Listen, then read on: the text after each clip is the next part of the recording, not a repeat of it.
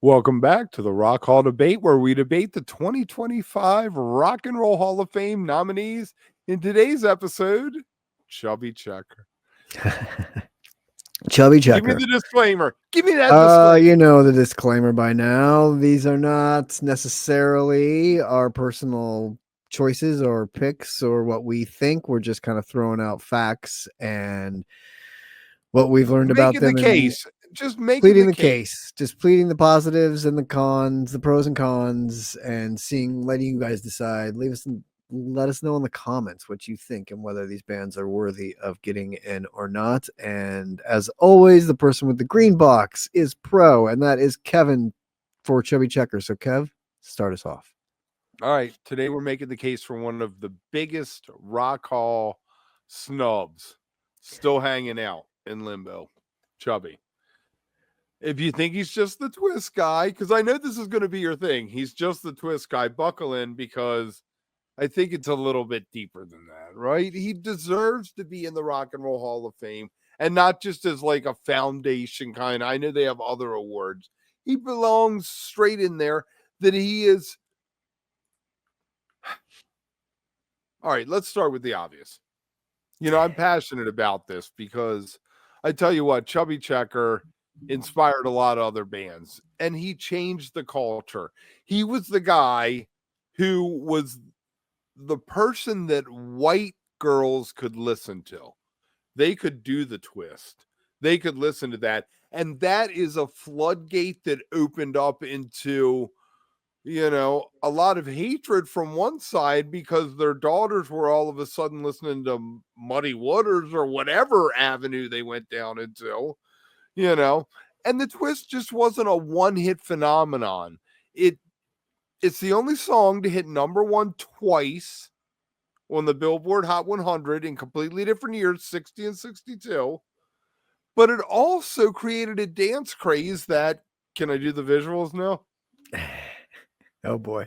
That ended up with two of my favorite albums, Joey D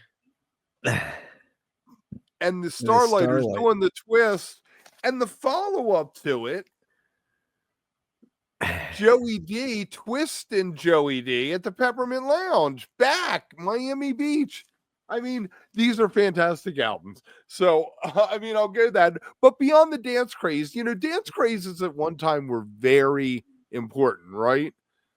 You had like the Tighten Up, Archie Drills and the Drills. They wrote the Tighten Up as a dance craze, which never caught on, but it's a great song. But the twist, if you click on the early, what was the guy's name? Who did the show? Dave Clark? Dick Clark? Dick Clark. Yes, we aren't allowed to say that. That guy, he had the show, and you'd see people doing the twist to all kinds of songs. You take it over. I went way too far because I'm a big Chubby Checker guy. But you only talked about mainly the twist and not he didn't do a lot. That's my whole argument on this. Like he's best known for and really only known for that song, and he didn't even write it. He popularized an existing song. He had a few follow-up hits, but none reached the cultural impact or music impact of the twist. His catalog lacks depth, innovation, artistic evolution over time. And unlike his contemporaries, you talk about Chuck Berry, Little Richard, Buddy Holly. These guys shaped the foundations of rock and roll.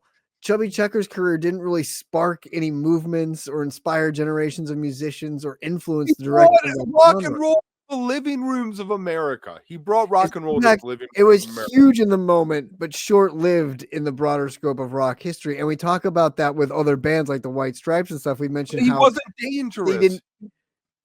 They didn't have a long career, and you're talking about him who didn't have really anything. There wasn't a lot there, and he's really only known for the twist, which great. Culturally and impact wise, yes, but does that get you into the Hall of Fame? I don't know about that. What about? All right, let me throw some out. Pony Time, number one hit. Let's Twist Again, won a Grammy. The Fly, Limbo Rock, Slow Twist, and all hits. He kept the dance floors moving well into the 60s. Well, yeah, and you mentioned like the songs, like there was a dance craze moment in music. You had like the People Funky still do the twist. Man. I've seen people do the twist at Fish concerts. Well, because it's a pretty basic, easy dance. Like it kind of lends itself to a lot of other moves. Like it's pretty, like walking. Come on, baby. Um, I mean, and yes, I don't know. I feel like the further away from the 50s you get to, the less you really see that impact. I mean, it was huge. It was still big when we were growing up because it was on classic, like the classic stations of like where you got all those 50s songs and you would hear it all the time. I think these days it's a lot more lost in the shuffle and people don't realize the impact it had at that time and things. And but again, it's just I feel like that one thing that he has. Mm. It doesn't automatically qualify you among rock and roll just to have that one song. And again, if he had written it and he had done more in that realm, then I could see doing it if there was a greater anything else on his resume, really. Like we've talked, like Crocker, we talked about with Joe Cocker, and he did all covers, but yet he had such an Right. expansive library that you could give him, and he was such a crooner and that voice and those iconic moments.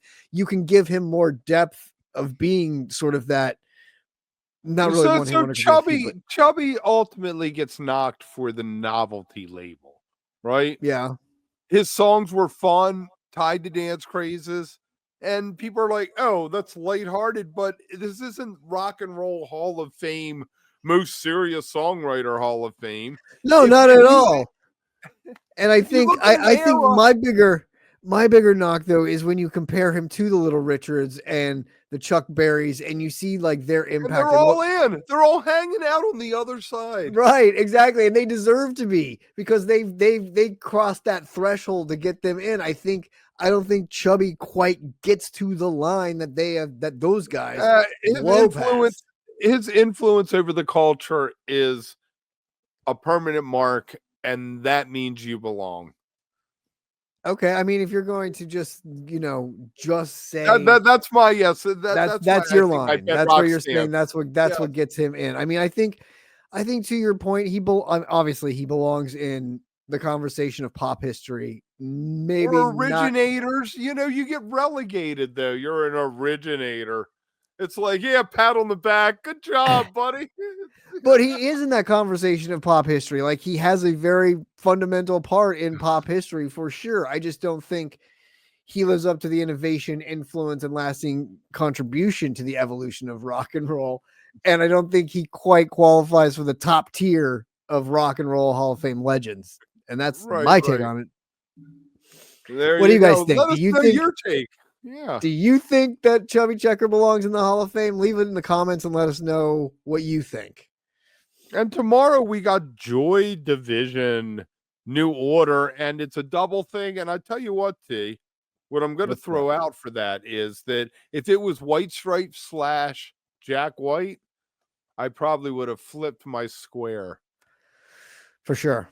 I would agree with that one. Because we talk in that episode, we talk about that where Jack, I think, is deserving. So check that Yeah. episode out if you haven't yet. Let us know what you think about Chubby Checker. Join us later this week for Joy Division Yeah. and what else Join we the got? Discord, become a member. Check out our fish stuff if you never listened to fish.